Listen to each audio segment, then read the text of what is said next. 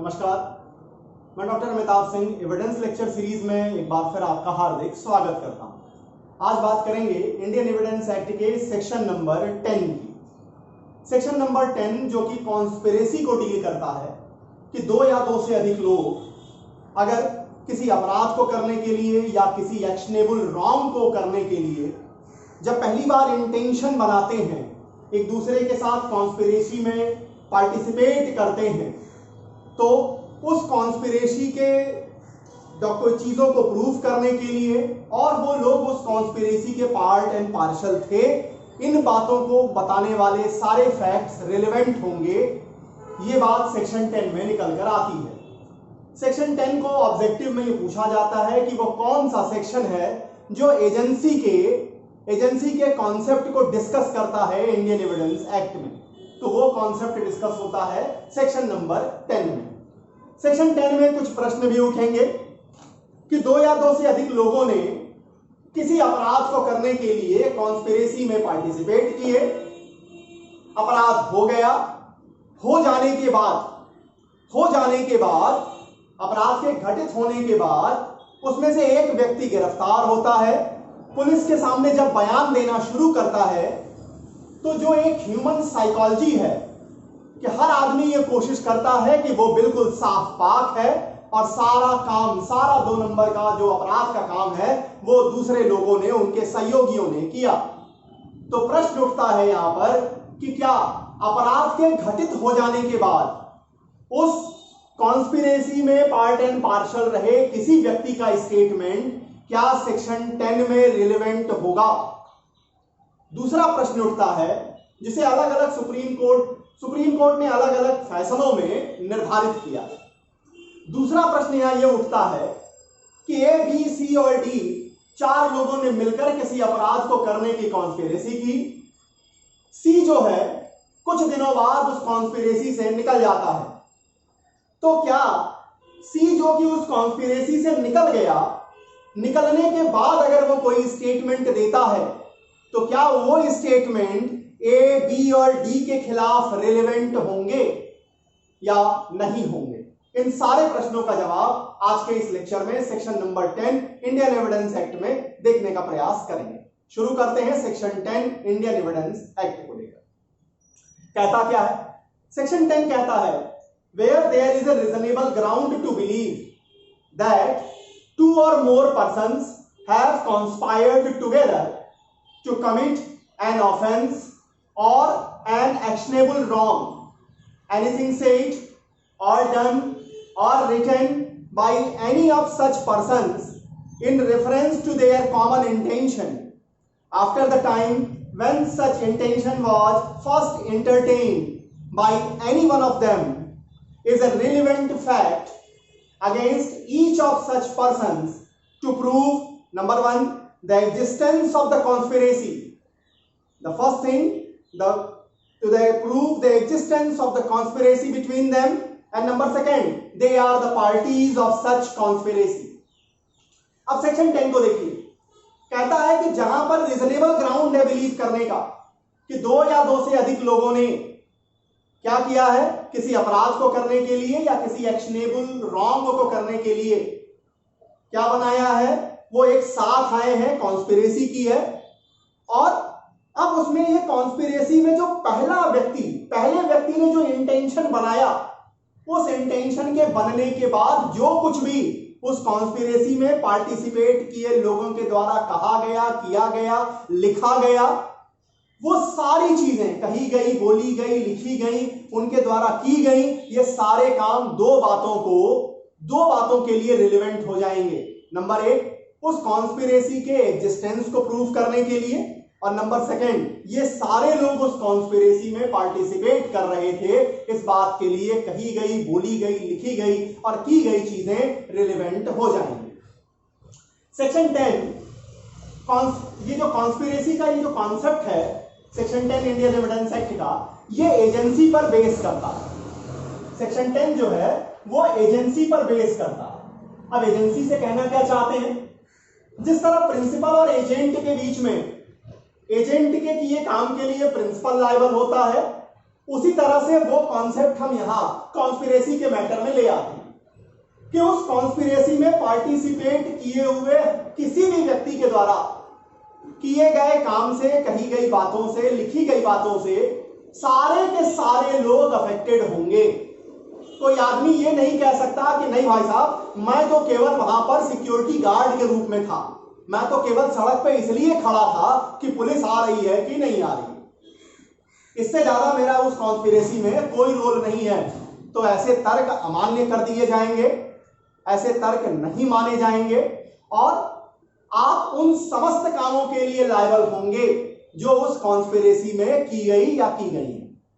अब देखिए, तो section 10 is based on the agency which states that anything said, done और written by any of the conspirators will act against all conspirators. अब यहां पर English law और Indian law में थोड़ा सा डिफरेंस है। अगर शब्दों में देखेंगे तो डिफरेंस है, लेकिन जब आप कोर्ट की इंटरप्रिटेशन को देखते हैं तो लगता है कि दोनों चीजें एक ही फ्लो में जाती हुई नजर आ रही हैं। इंग्लिश लॉ क्या कहता है?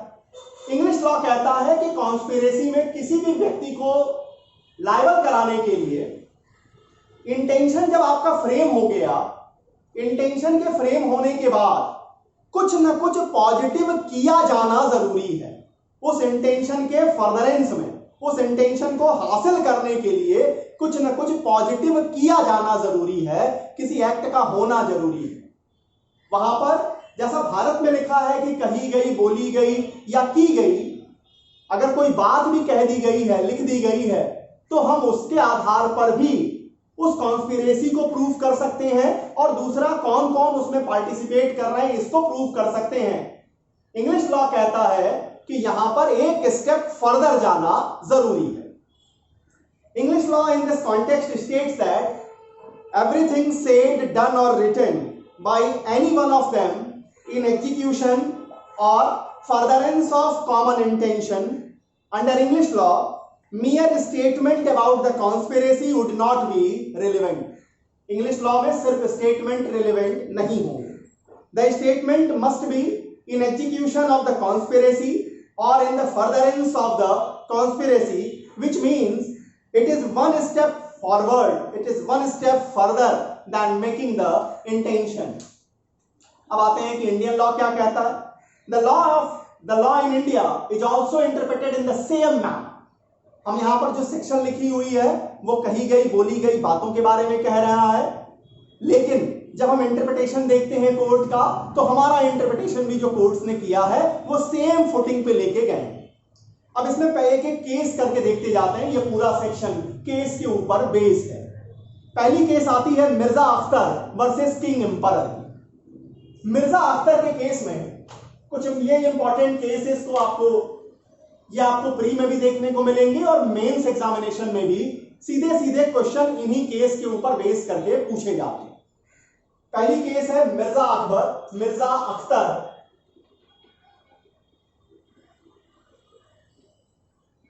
Akhtar versus king emperor.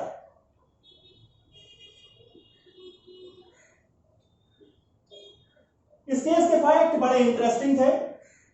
इस केस में होता क्या है कि एक पति का मर्डर होता है और यह मर्डर उसकी पत्नी ने अपने किसी आशिक के साथ मिलकर, अपने किसी मित्र के साथ मिलकर संपादित किया था, इसको कमिट किया था।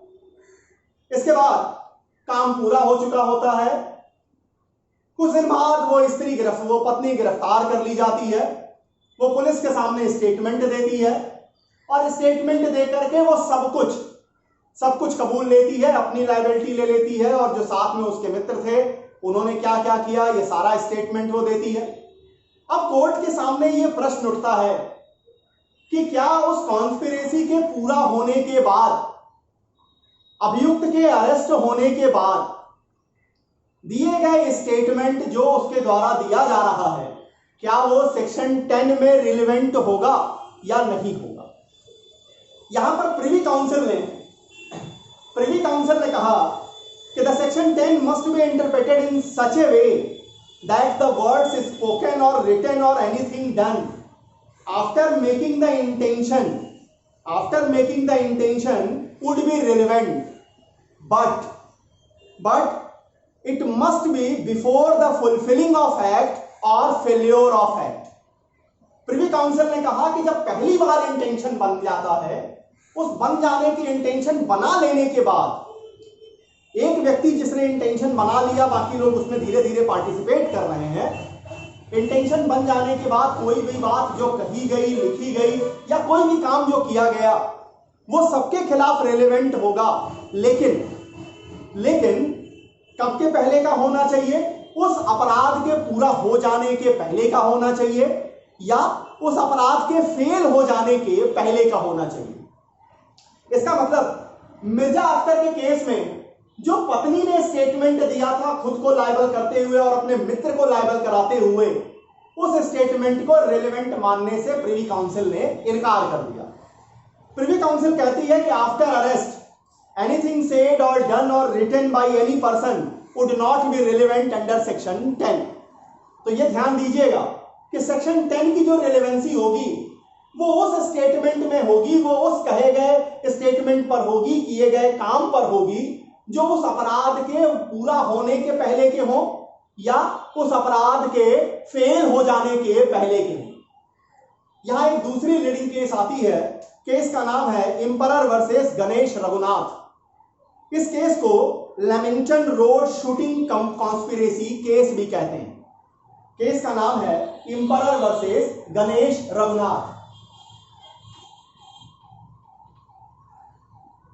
Emperor versus Ganesh Raghunath. Case का नाम है, इसको और ज्यादा बेहतर जाना जाता है, Lamington road shooting conspiracy case.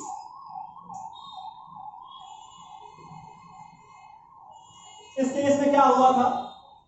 Mumbai में ये लेमिंगटन रोड पाई जाती है जहां पर 9 अक्टूबर 1930 को 9 अक्टूबर 1930 को a police officer and his wife were wounded by revolver से गोलियां चलाकर एक पुलिस अधिकारी और उसकी पत्नी की हत्या की जाती है।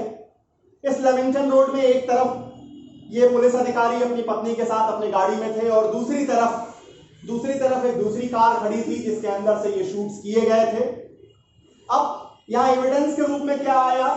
एक एक्यूज जो कि भगोड़ा साबित हो चुका था, भाग चुका था, बाद में वो अप्रूवर बनता है, वो स्टेटमेंट देता है। क्या स्टेटमेंट देता है? वो स्टेटमेंट देता है कि किस तरह से पुलिस अधिकारी को शूट किया गया और एक पैम्पलेट वहां पर फैलाया गया था। ये प्रोपोगंडा जो है वो एक पैम्पलेट के जरिए पूरा प्रसारित किया गया था। अब प्रश्न उठा कि इस काम के पूरा होने के बाद के स्टेटमेंट की रिलेवेंसी को लेकर के और उस काम के पहले जो पैम्पलेट जो बांटे गए उस बात को लेकर के इन दोनों में से कौन सी चीजें सेक्शन 10 में रिलेवेंट होंगी। तो यहां पर फिर से प्रिवी काउंसिल ने यह कहा कि जो पैम्पलेट वाली चीज है, पैम्पलेट के डिस्ट्रीब्यूशन को लेकर के, उसके पब्लिकेशन को लेकर के जो फैक्ट्स आ रहे हैं वो रिलेवेंट हो जाएंगे सेक्शन 10 में। लेकिन काम पूरा होने के बाद ये जो एब्सकॉन्डिंग एक्यूज मिला है, अप्रूवर बना है, ये जो स्टेटमेंट दे रहा है, ये स्टेटमेंट सेक्शन 10 में रिलेवेंट नहीं होंगे। तो पैम्पलेट वाली चीजें, पैम्पलेट का पब्लिकेशन, उसका डिस्ट्रीब्यूशन, क्यों पैम्पलेट प्रसारित किया गया, किस इंटेंशन के साथ, उसका मोटिव ऑब्जेक्ट क्या था, ये सारी चीजें उस कॉन्स्पिरेसी को प्रूव करने के लिए और कौन कौन से लोग उसमें पार्टिसिपेट कर रहे थे, यहां तक रिलेवेंट होगा। लेकिन जो एक्यूज अरेस्ट हुआ है बाद में, काम पूरा उस मर्डर होने के बाद, उसके स्टेटमेंट को हम सेक्शन 10 में कवर नहीं करेंगे। तीसरी केस इसमें आती है R versus Blake and Tye की। R versus Blake and Tye की।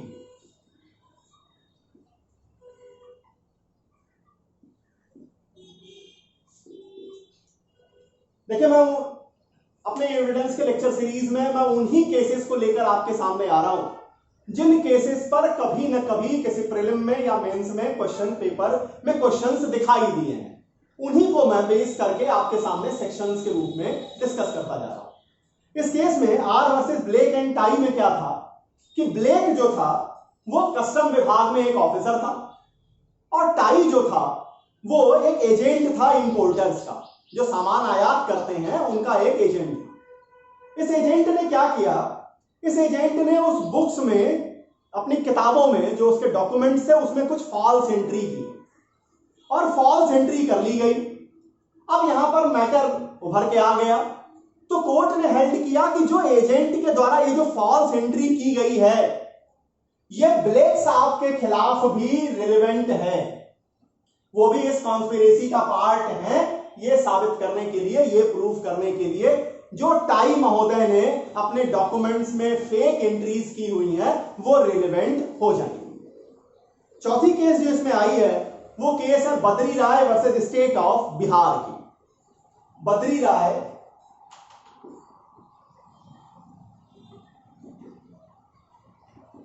राय वर्सेस स्टेट ऑफ बिहार की। इस केस में क्या हुआ, इस केस में दो लोगों के ऊपर ये चार्ज लगा, ये आरोप लगा कि उन्होंने एक पुलिस ऑफिसर को ब्राइब दिया, एक पुलिस ऑफिसर को उन्होंने ब्राइब देने की कोशिश की। कुछ दिनों बाद एक्यूज जो होते हैं वो पुलिस ऑफिसर से मिलते हैं और उसे 500 रुपए का नोट प्रोवाइड करते हैं, 500 रुपए उसे देते हैं। अब यहां दोनों व्यक्तियों को चार्ज किया गया कॉन्स्पिरेसी के लिए। क्वेश्चन ये निकल के आया कि एक एक्यूज का स्टेटमेंट क्या दूसरे एक्यूज के खिलाफ रेलेवेंट होगा। कोर्ट ने हेल्ड किया कि इन एक्यूज के बीच की जो कन्वर्सेशन है, जो कन्वर्सेशन इन एक्यूज के बीच का हुआ है वो रेलेवेंट माना जाएगा, वो रेलेवेंट हो जाएगा सेक्शन 10 में, ये दिखाने के लिए कि ये कॉन्स्पिरेसी की गई और ये दोनों लोग उसमें पार्टिसिपेट हो रहे थे। अब इसके बाद प्रश्न उठता है Shardul Singh versus state of Bombay का। Shardul Singh versus state of Bombay का।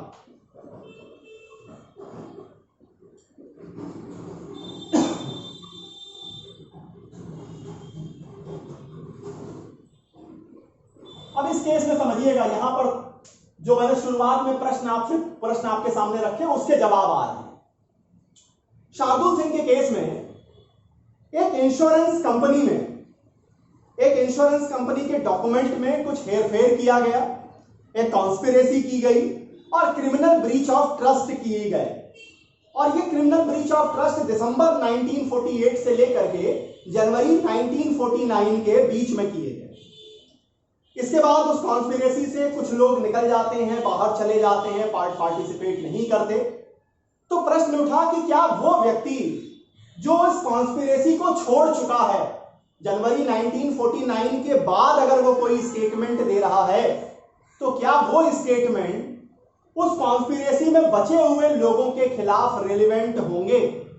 तो इसका आंसर है कि वो व्यक्ति जो अब कॉन्स्पिरेसी का पार्ट एंड पार्सल नहीं है, उसमें पार्टिसिपेट नहीं कर रहा है, उससे अब निकल चुका है, निकलने के बाद उसके द्वारा दिया गया स्टेटमेंट उस कॉन्स्पिरेसी में बचे हुए लोगों के खिलाफ रेलेवेंट नहीं माने जाएंगे। ये जजमेंट आई Shardul Singh versus state of Bombay के केस। अब इस पर एक और लीडिंग केस आती है भगवान स्वरूप लाल बिशन लाल वर्सेस स्टेट ऑफ महाराष्ट्र की। यहां सुप्रीम कोर्ट ने फुल फ्लेश तरीके से सेक्शन 10 को एनालिसिस की है कि आखिर इसमें क्या क्या चीजें होनी चाहिए। केस का नाम है भगवान स्वरूप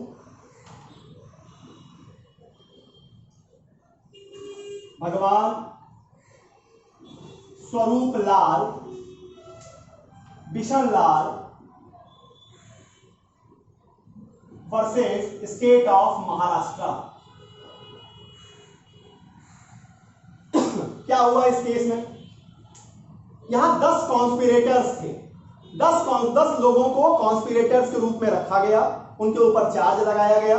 चार्ज लगा सेक्शन 120B क्रिमिनल कॉन्स्पिरेसी का, 409 इंडियन पेनल कोड का और 109 इंडियन पेनल कोड का, to commit criminal breach of trust in respect of funds of an insurance company. अब यहां पर सुप्रीम कोर्ट ने हेल्ड किया, anything said, done or written by any of the conspirators in reference to their common intention after the said intention was firstly entertained by anyone is relevant against others also, not only for proving the existence of the conspiracy but also for proving that other persons were party of such conspiracy. अब यहां पर supreme court next paragraph में कह रही है कि any statement by an accused after the arrest whether confession और otherwise did not fall within the ambit of section 10।